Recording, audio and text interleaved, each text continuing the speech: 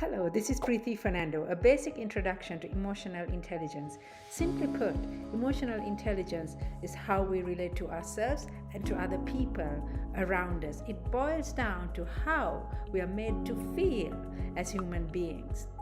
People with high emotional intelligence can identify how they are feeling, what those feelings might mean, and how those emotions could impact their behavior and also impact the people of those around them. It's a little harder to manage and control the emotions of someone else.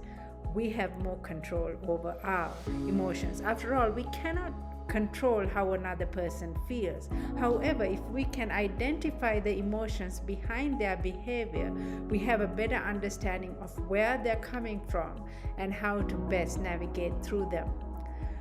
Emotional intelligence has been practiced for a long time. It's gaining more and more awareness, especially in the business world. For a long time, it was linked with in someone's personal life, with family life. However, now it's entered the business world, work life as well. The more we are connected electronically, the less we are connected emotionally. Screens can dampen our feelings. The longer we spend our days looking at a screen, the more time we spend stunting our emotional intelligence capabilities. Yet deep within us, we prefer that human connection rather than the technological connection. Here's an example of how that could unfold in our lives. For your birthday, would you like to get an e-card where you click on your email or on your text and you click on a link and you see the card open? Or would you like to get a good old-fashioned handwritten lick stamp, a good old-fashioned printed card in your mailbox, and you go to your mailbox and you just open it and there's a birthday card? Which one tends to get you that uplifting feeling? More than likely, you'd like to receive a printed card. That's how emotional intelligence unfolds in our daily living. It's that feeling that it creates within us, or that we can create within someone else. The main areas of emotional intelligence are self-awareness. How much are we attuned to our own feelings? Self-regulation. How controlled are we? How composed are we? And self-regulation can get tested when there is an outburst or during a crisis or workplace argument. Inner motivation, that drive from within that makes us feel like giving our best. People skills, our social skills, and empathy, to be able to put ourselves in the shoes of someone else. Emotions work in opposites. Where there is deep anger, it's hard for compassion to exist. Where there is more compassion, it's harder for anger to exist. So more anger, less compassion. More compassion, less anger. Emotions work in opposites. These emotional opposites can affect how we handle workplace conflict. For example, if someone has a verbal outrage or an outburst in the workplace, and if you are the supervisor or the leader or the owner, and you come and you start getting wound up in that argument and you start upping it and they start raising their voice and each one escalates, that's not emotions working in opposites. That's anger being met with more anger. That's a lot adding fuel to the flame.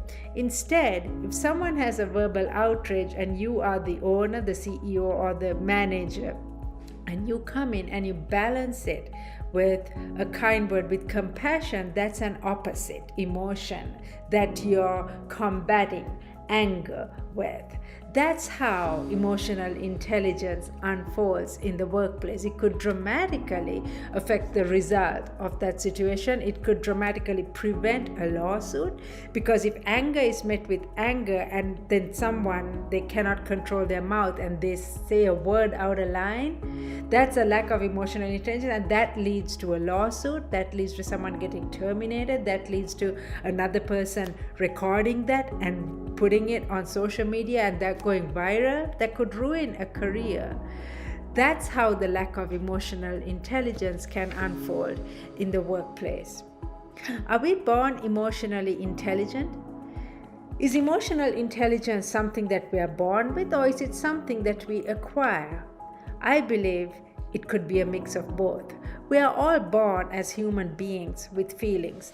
Our level of emotional intelligence through the passage of time depends on who influences our thinking, our feelings, especially during our formative years, and what we are exposed to or what we are prevented from experiencing during our early years.